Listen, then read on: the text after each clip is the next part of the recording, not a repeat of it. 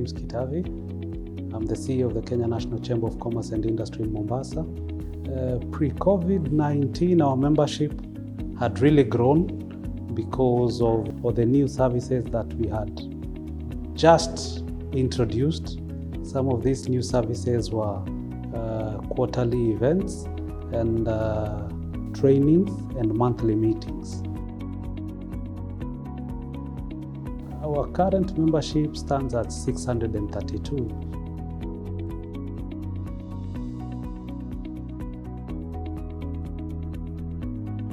Our online presence is very strong. We use our social media pages. We have a very active website, but also going beyond these platforms, we organized virtual meetings with our members so that we can share information regarding the chamber programs and initiatives that are being targeted to the membership. That's the avenue that we explored, but you also realize that it comes with its own challenges, because if I'm used, or my business model is based on dealing or interacting with customers directly, then taking it online loses an aspect of the link or the relationship between my business and the customer. And the online platform as well has a lot of, people are still not very conversant with how to buy and sell online. Businesses have relooked at the way they operate to ensure that they eliminate any inefficiencies and wastages. They've relooked at their supply chain, because when the supply chains were affected by COVID-19, there are people who could not receive their raw materials for production. So this has forced them to look at alternative sources, and most probably local sources. Mombasa County is one of the counties that achieved a high level of success when it comes to curbing the spread of COVID-19. On the onset, the governor of Mombasa put together a team that comprised of private sector, national government and county government. This is where we had Red Cross, we had the County Commissioner's Office, we had the Chamber of Commerce and other private sector players.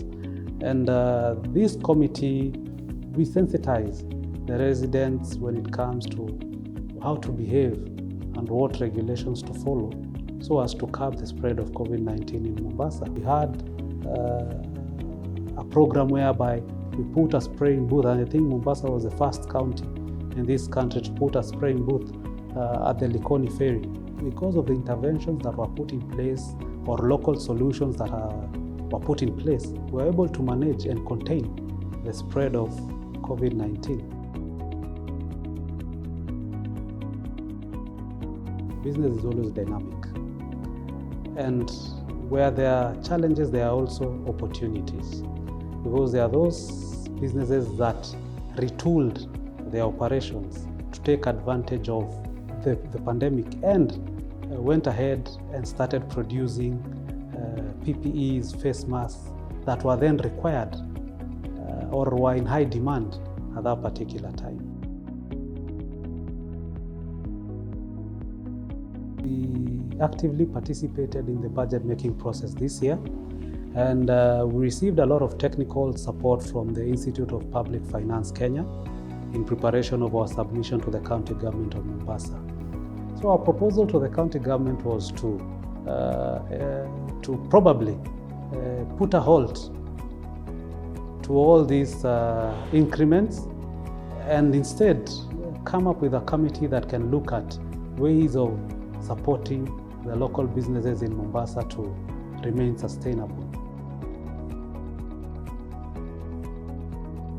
Previously, we were only waiting for the public participation phase of the budget making process. But now with the technical support of SIPE and IPF, we're able to engage in the budget making process at earlier stages before we even get to the public participation phase. And this way then we are able to have a bigger impact in terms of what we recommend and what the county government takes up in this particular document.